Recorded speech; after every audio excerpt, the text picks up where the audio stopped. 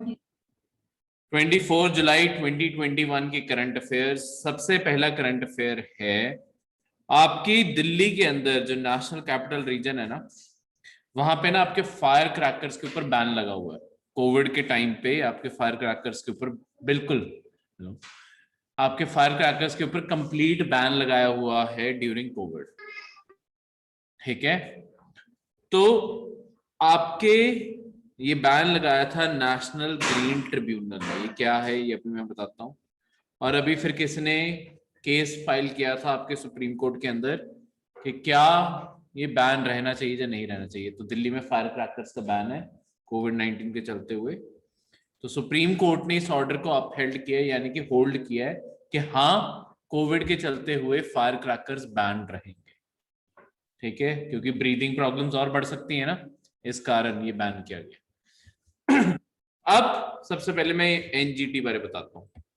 देखो, आपके ना दो टाइप के कोर्ट के इंस्टीट्यूशंस होते हैं। एक तो जो हमारे डिस्ट्रिक्ट कोर्ट, हाई कोर्ट, ये यहाँ पे तुम कोई भी केस फाइल कर सकते हो, किसी भी फील्ड का, किसी भी चीज का। इसके अलावा आपके ना अलग से, जैसे नेशनल ग्रीन ट्रिब्यूनल, ये ट्रिब्यूनल भी एक तरह से कोर्ट ही होते हैं। पर ट्रिब्यूनल्स का काम क्या होता है, अलग अलग चीजों के लिए अलग अलग ट्रिब्यूनल्स बनाए जाते हैं, खास एक स्पेसिफिक पर्पस के लिए ट्रिब्यूनल होगा। जैसे नेशनल ग्रीन ट्रिब्यूनल, अगर कोई भी तुम्हारा इन्वायरमेंट के रिगार्डिंग केस है ना, वो तुम यहां पे फाइल कर सकते हो। ट्रिब्यूनल्स का फायदा ये होता है कि ट्रिब्यूनल्स में फिक्स किया होता है कि कितने दिनों में जजमेंट देनी ही देनी है। तो इस कारण यहां पे एक पहली बात तो ट्रिब्यूनल अलग से एक स्पेसिफिक फील्ड के लिए बनाए जा रहे हैं, तो एक स्पेशलाइजेशन आ जाएगी ना उसमें। जैसे कंपनी ट्रिब्यूनल अलग बनाए जाते हैं, अगर कंपनीज आपस में केस लड़ती हैं, ठीक है, तो कंपनी के सारे लॉस की नॉलेज होगी वहां पे, कंपनीज चलती कैसे हैं, बोर्ड कैसे ऑपरेट करता है, कैसे शेयर्स डिविडेंड्स कैसे डिस्ट्रीब्यूट किए जाते हैं, वो सारे एक्सपर्ट्स होते हैं इनमें। इनमें सिर्फ जजेस नहीं होते, एक्सपर्ट्स भी साथ रखे होते हैं। ठीक है, ताकि ये सारी नॉलेज मिल सके। वैसे ही आपका टेलीकॉम ट्रिब्यूनल एक अलग है। अगर आपको बेसिकली कोई भी टेलीकॉम कंपनी के खिलाफ जाना है, आप हमेशा टेलीकॉम ट्रिब्यूनल जा सकते हो, ताकि जल्द से जल्द फैसला हो जाए। ठीक है, वैसे ही टैक्सेशन ट्रिब्यूनल अलग है। अगर आपको इनकम टैक्स या किसी चीज का डिस्प्यूट है, आप उसके ट्रिब्यूनल जा सकते हो। तो ये एक अलग अलग कोर्ट बना दिए हैं जो स्पेशली उसी फील्ड से डील करेंगे। मतलब फाइल करने को आप हाई कोर्ट, डिस्ट्रिक्ट कोर्ट, इनमें भी जा सकते हो, पर एक तो जल्दी निपटारा हो तुम्हारे केस का और थ्रू स्पेशलिस्ट हो, वो इसलिए ट्रिब्यूनल्स बनाए गए आपके इंडिया में।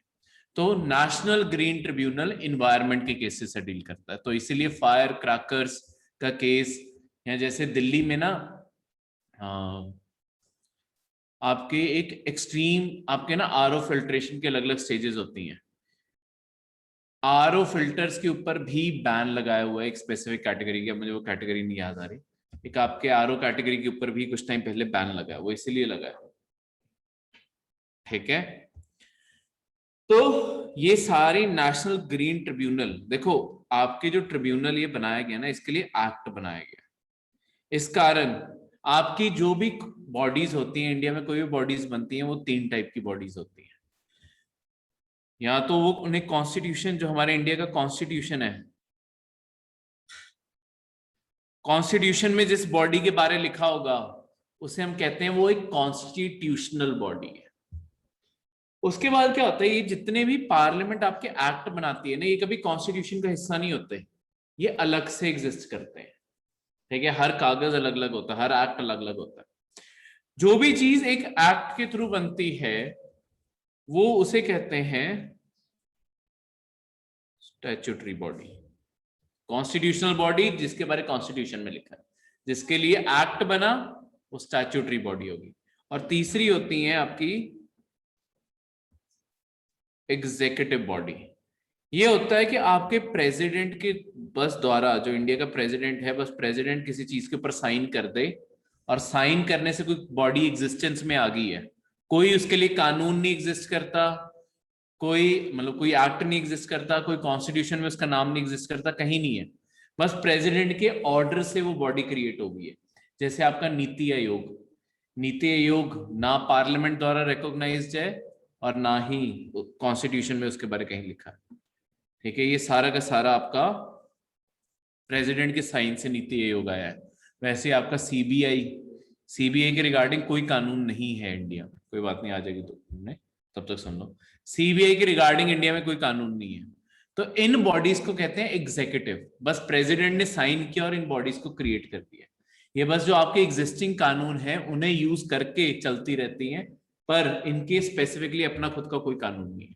तो सीबीआई का भी कोई कानून नहीं है, नीति आयोग का भी कोई कानून नहीं है। ये जैसे अभी हमने एनजीटी पढ़ी, ठीक है, नेशनल ग्रीन ट्रिब्यूनल एक्ट के द्वारा आई है, तो ये एक स्टैट्यूटरी बॉडी है।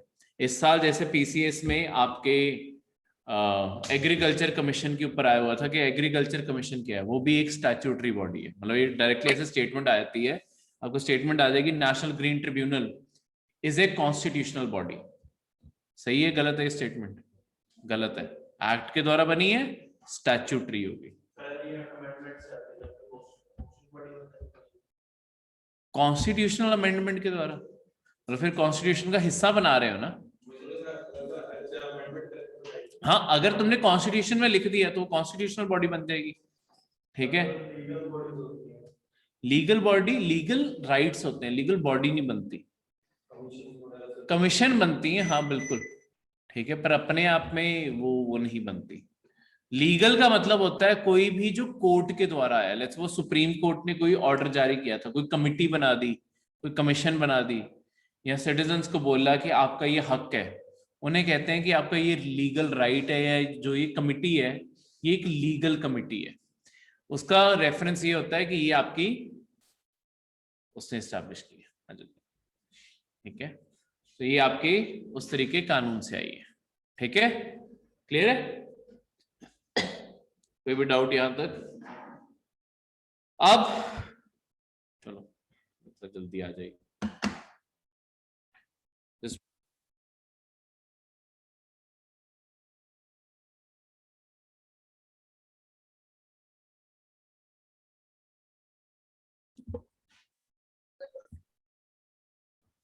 अब अगली चीज है फायर क्रैकर्स के रिगार्डिंग।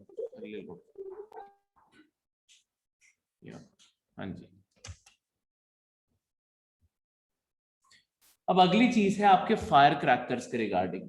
देखो, जो पटाखे हैं दुनिया में, पटाखे सबसे पहले चाइना में बने थे हिस्ट्री में। सबसे पहले पटाखे बनाने वाला देश चाइना था। ठीक है, वो क्या करते थे पुराने जमाने में, जैसे अब हम पेपर के वो उसके अंदर बारूद डालते हैं और उससे पटाखे चलते हैं, वो बैम्बू यूज करते थे। बैम्बू के अंदर आपका सारा गन पाउडर डाल के उससे पटाखे चलाते थे। ठीक है, तो सबसे पहले पटाखों ने कवर के तौर पे बैम्बू और अंदर गन पाउडर यूज किया है, और चाइना में ये सबसे पहले ओरिजिनेट हुए हैं। आपको अगला क्वेश्चन जो आ सकता है पेपर में वो है, देखो हम जब भी दिवाली या सारी चीजों पे पटाखों के अलग अलग रंग देखते हैं ना, ये रंग किस चीज के कारण आते हैं? कोई लाल होता है, कोई ग्रीन होता है, अलग अलग रंग के पटाखे है ना। ठीक है, तो हमने ये सॉल्ट्स के नाम याद रखने हैं रंग के साथ, ये अब मेमोरी करने वाली चीज है। रेड रंग आता है स्ट्रोंटियम सॉल्ट के साथ। ठीक है, रेड रंग है आपका स्ट्रोंटियम सॉल्ट के साथ। ठीक है, उसके बाद ऑरेंज कलर है आपका कैल्शियम के कारण। ठीक है, अगर उसके अंदर कैल्शियम मिक्स किया जाएगा तो जब गन पाउडर फटेगा वो ऑरेंज कलर प्रोड्यूस करेगा। उसके बाद अगर सोडियम के सॉल्ट्स उसमें मिक्स किए, ठीक है, तो येलो बनेगा। क्लियर है? उसके बाद बेरियम के सॉल्ट्स किए, ग्रीन बनेगा। ब्लू के किए, कॉपर। और अगर स्ट्रोंटियम और कॉपर को मिक्स किया तो पर्पल बनता है। दोनों को अगर मिक्स किया, स्ट्रोंटियम किस में डाल रहे थे, कौन से रंग में? रेड के में। ठीक है, और कॉपर ब्लू, तो रेड और ब्लू को एक तरह से मिला के पर्पल बनता है। ठीक है, और जो सिल्वर होते हैं उनमें बस मैग्नीशियम और एल्यूमिनियम डाला होता है, और वाइट एक तरह से बर्निंग मेटल होते हैं। ये मैग्नीशियम, एल्यूमिनियम, टाइटेनियम वही सेम चीज आ जाती है, सिल्वर वाइट एक जैसे। ठीक है, तो ये रंग अलग अलग सॉल्ट्स के द्वारा बनता है। तो आपको ये चीज ये अब मेमोराइज करने की जरूरत है कि ग्रीन बेरियम, कैल्शियम से क्या बन रहा था? ऑरेंज, ऑरेंज, आपके सोडियम से येलो, स्ट्रोटियम से येलो, रेड। तो ये जो जितनी भी ये सॉल्ट हैं, सॉरी, ये जितनी भी सॉल्ट और ये सारी चीजें हैं वो इस तरीके से आपके ये रंग बनाती हैं। क्लियर है? कोई भी डाउट कहीं पे भी हो तो ये सारे रंग यहाँ पे दिए। ये नीचे वाली ये चीजें कोई बात नहीं भी याद करनी, ऊपर वाली ये रंग याद करने जरूरी है कि किससे क्या रंग बनता है। क्लियर है? तो ये पीडीएफ से बाद में अच्छे से दोबारा से याद कर लेते हैं। उसके बाद एनजीटी का मैं आपको स्ट्रक्चर बता रहा था, जो नेशनल ग्रीन ट्रिब्यूनल बनी। दुनिया में इंडिया थर्ड कंट्री थी जिसने एक स्पेशलाइज्ड एनवायरनमेंट के लिए ट्रिब्यूनल बनाया, ऑस्ट्रेलिया और न्यूजीलैंड के बाद। ठीक है, तो जो इन्वायरमेंट के केस हैंडल करने के लिए एक अलग से कोर्ट बनाया गया ताकि इन्वायरमेंट को इंपॉर्टेंस मिल सके। ठीक है, अब इसके अंदर आपके होता क्या है, इसमें आपके एनजीटी में एक चेयरपर्सन, जुडिशियल मेंबर्स और एक्सपर्ट मेंबर्स सब होते हैं। तो मैंने आपको बताया ट्रिब्यूनल्स ऐसी बॉडीज हैं जिनमें एक्सपर्ट्स भी होते हैं। ठीक है, ये सारे के सारे 5 साल के लिए ऑफिस होल्ड करते हैं एक टाइम पे और दोबारा से रीअपॉइंट नहीं किए जा सकते। ठीक है, ये जो मेंबर्स हैं ये कितने लोग हो सकते हैं? कम से कम 10 लोग और मैक्सिमम टोटल करके जुडिशियल और एक्सपर्ट को करके 20 टोटल हो सकते हैं। मतलब कम से कम 10 मेंबर होने चाहिए, मैक्सिमम 20। तो इसके बीच में कोई भी काउंट हो सकता है। अगर ज्यादा एक्सपर्ट्स की जरूरत पड़ी या ज्यादा जजेस की, लेट्स सपोज कल ज्यादा केसेस आने लग गए, देखो एक्सपर्ट्स के फैसला नहीं सुनाते। ट्रिब्यूनल्स में होता क्या है, एक्सपर्ट्स को रखा क्यों हुआ है? देखो एज अ जज, मतलब एक जज की वैसे देखें, जज ने लॉ सारा पढ़ा होगा, कानून सारा पढ़ा होगा, पर क्या जज को पता है इन्वायरमेंट को देख के कि इन्वायरमेंट का लॉन्ग टर्म में पैटर्न कैसे चेंज होता है, या कैसे इन्वायरमेंट को प्रिजर्व किया जा सकता है, या क्या क्या स्टेप्स फॉलो करने चाहिए? एक आम पर्सन को ये आइडिया नहीं होता। मतलब हम रफ एस्टिमेट लगा लेंगे और हम एक्सपर्ट थोड़ी हैं उस फील्ड में। जो पर्सन ने अपनी पूरी लाइफ इस फील्ड में बिता दी है, अगर वो बैठ के सजेशन दे रहा है कि हमें ये जो डैमेज हुआ है इसे रोकने के लिए ऐसे करना चाहिए, तो उसकी एडवाइस पे अगर जजमेंट सुनाई जाएगी वो जजमेंट ज्यादा बेटर होगी। इस कारण आपके ट्रिब्यूनल्स बनाए गए और इस माइंडसेट से ये सारा प्रोसेस चलता है। ठीक है, क्लियर है? ये जो मैंने आपको पावर बताई है, किसी को भी ट्रिब्यूनल सजा सुना सकता है अगर तुम कोई भी टाइप का पोल्यूशन करोगे। ये सारे एक्ट्स के अंडर, वाटर पोल्यूशन करते हो, फॉरेस्ट को डैमेज करते हो, air, environment, public liability insurance, public property, जो इन्वायरमेंट है वो भी एक तरह से पब्लिक प्रॉपर्टी है, उसके अंडर भी सजा सुना सकता है। और आपका बायोलॉजिकल डाइवर्सिटी एक्ट, ये सबसे लेटेस्ट बाद में आया था, ये आपके जानवरों को, नेशनल पार्क्स, इन सबको प्रोटेक्ट करके रखता है। ठीक है, इन्हें तो कोई भी चीज आ गई इसमें। क्लियर है? तो यही सारी चीजें यहां तक लिखी हैं। अगला जो करंट अफेयर है,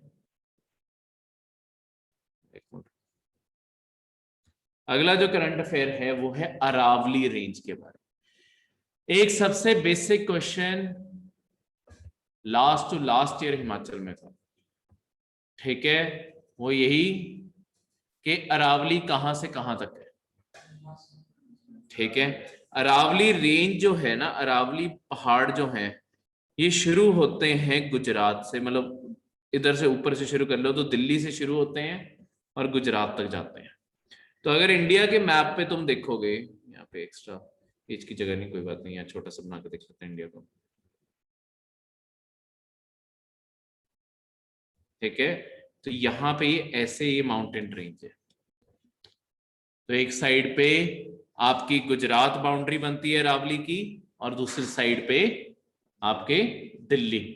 तो दिल्ली की जो रिज है, ठीक है, दिल्ली रिज कहते हैं, वो बेसिकली अरावली का पार्ट है। जैसे जो आपका राष्ट्रपति भवन है, अगर राष्ट्रपति भवन को देखा हो ध्यान से, राष्ट्रपति भवन की ना स्लोप है, वो ना किसी जमाने में जहां राष्ट्रपति भवन बना है वो भी एक पहाड़ था, आज भी उसे उसी पहाड़ के नाम से जाना जाता है। ठीक है, रायसीना हिल। आपके जब राष्ट्रपति भवन को ये जब रिपब्लिक डे या किसी पे रेफर कर रहे होते हैं ना, तो वहां पे जब बोल रहे होते हैं कि प्रेसिडेंट अपने घर से चल पड़े हैं, तो उसकी वहां पे अगली बारी ये सारी स्पीच सुनना, तो पीछे वो सारे साथ साथ बोल रहे होते हैं ना, हमेशा अगली बार सुनना, वो बोलेंगे the president has left the Raisina Hill. या कोई भी अगली बारी फॉरेन से कोई डिग्नेटरी इंडिया आया हुआ है, कोई प्राइम मिनिस्टर, प्रेसिडेंट, कोई भी फॉरेन कंट्री का विजिट कर रहा है, वो हमेशा सबसे पहले राष्ट्रपति भवन में वेलकम किए जाते हैं। तो वहां पे भी यही बोला जाता है कि टुडे एट रायसीना हिल। ठीक है, ये बहुत ही छोटी सी चीज है जो हमारे आम दिनों में, जब ऑब्वियसली यूपीएससी नहीं पढ़ रहे होते तो अननोटिस चली जाती है। ठीक है, रायसीना हिल, यहाँ पे आपका राष्ट्रपति भवन बना हुआ है। ये कभी पहाड़ था, ब्रिटिशर्स ने सारा पहाड़ फ्लैट कर दिया, उसकी मिट्टी यूज करके वो सारी स्ट्रक्चर्स खड़े हुए हैं और उसी पे ये सारा बना हुआ। ठीक है, इसीलिए अभी भी उसके ऊपर एक ढलान है, उस ढलान को प्लेन किया गया। वो ज्यादा बड़ा पहाड़ था नहीं, तो ऐसा नहीं कि सारा पहाड़ ही गायब कर दिया, छोटा सा ही था। ठीक है, अरावली रेंज क्या है, ये ना वर्ल्ड की one of the oldest fold mountain system है। अब सबसे पहले ये फोल्ड माउंटेन्स क्या होते हैं, थोड़ा सा इसमें ज्योग्राफी के बारे में पढ़ते हैं। फोल्ड माउंटेन्स क्या होते हैं वो पढ़ते हैं। ठीक है, फोल्ड माउंटेन्स पेपर में आया तो पढ़ ले। देखो आपकी जो पूरी की पूरी अर्थ है ना, वो ना अलग अलग प्लेटों में टूटी हुई है, प्लेट्स में बटी हुई है आपकी सारी की सारी अर्थ। या आप ज्योग्राफी में डिटेल में पढ़ोगे, पर अभी बेसिक के लिए आपकी सारी की सारी अलग अलग प्लेट्स में बटी हुई है, जिन्हें हम कहते हैं टेक्टोनिक प्लेट्स। आपके जब भी अर्थक्वेक आते हैं ना, अर्थक्वेक आने का यही कारण है कि जब ये प्लेट्स आपस में टकराती हैं, ये एक दूसरे से दूर भी मूव करती हैं, जब ये हिलती हैं तभी अर्थक्वेक आते हैं। तो टेक्टोनिक प्लेट्स की मूवमेंट से अर्थक्वेक पैदा होते हैं। ठीक है, इसकी मूवमेंट से ही अर्थक्वेक पैदा होते हैं।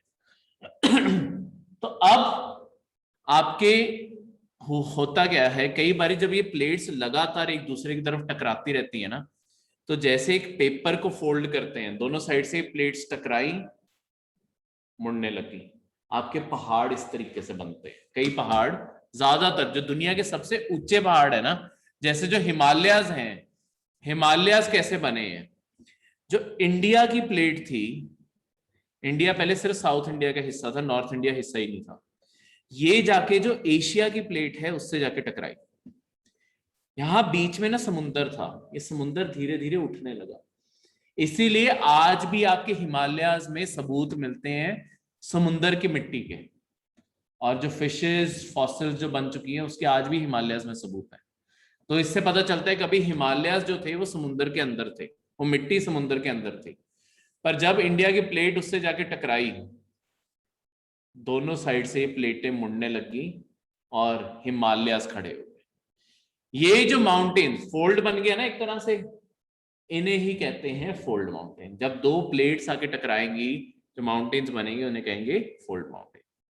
ठीक है, अरावली किसी जमाने में बने, होता क्या है, जब तक ये फोल्ड बन रहा है तब तक पहाड़ ऊंचे होते रहेंगे।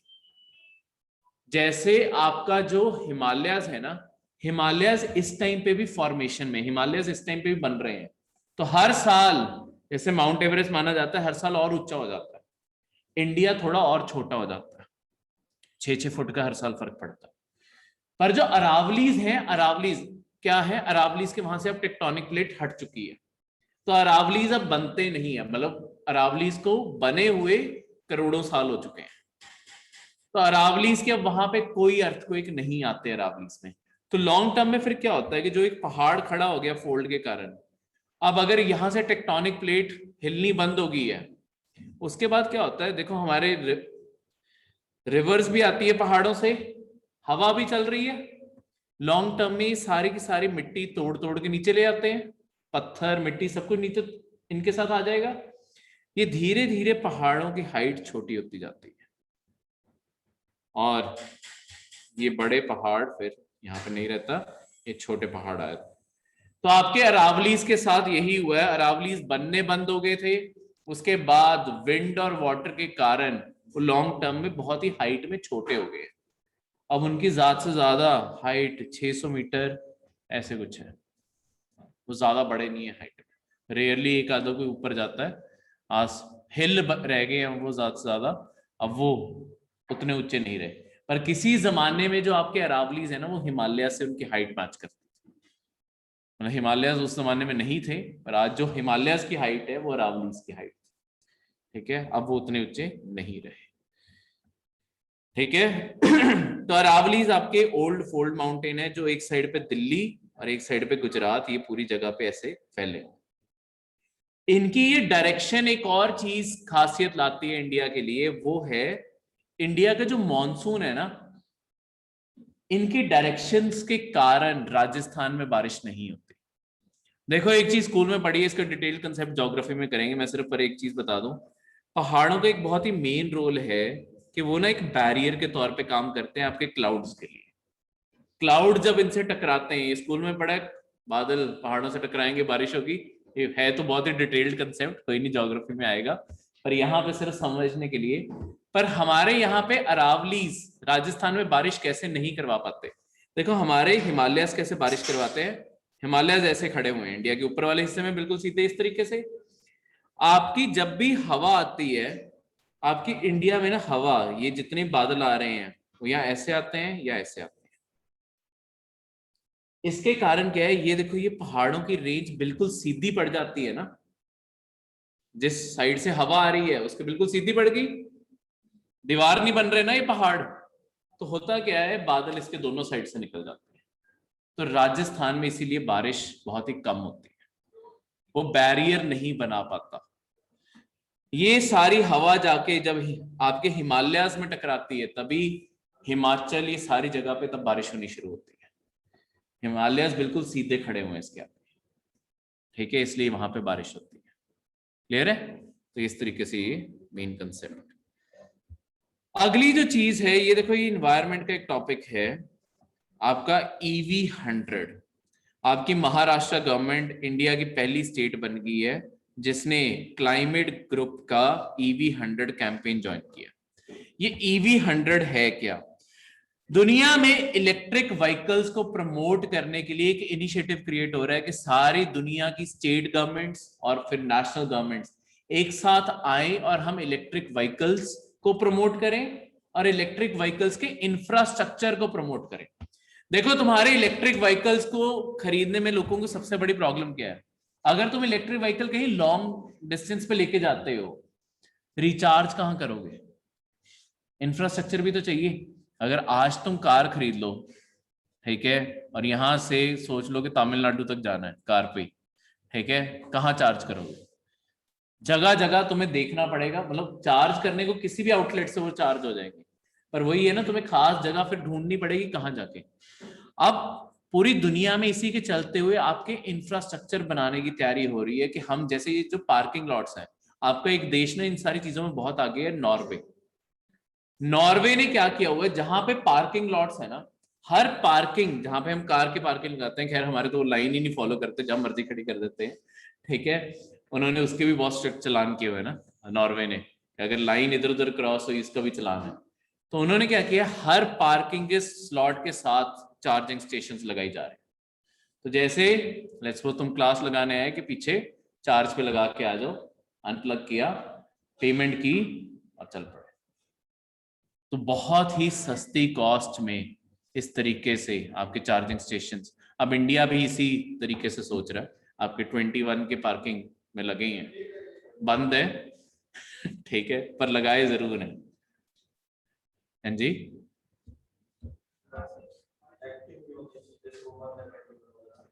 अरे क्योंकि पहले कोई लोग खरीदे तो सही, सरकार ने कॉन्ट्रैक्ट्स बहुत रिलीज किए थे बेसिकली, पहले स्टार्टिंग में ऑन भी थे वो, ठीक है, कोई यूज ही नहीं करता तो बंद कर दिए गए। जो 21 में आपकी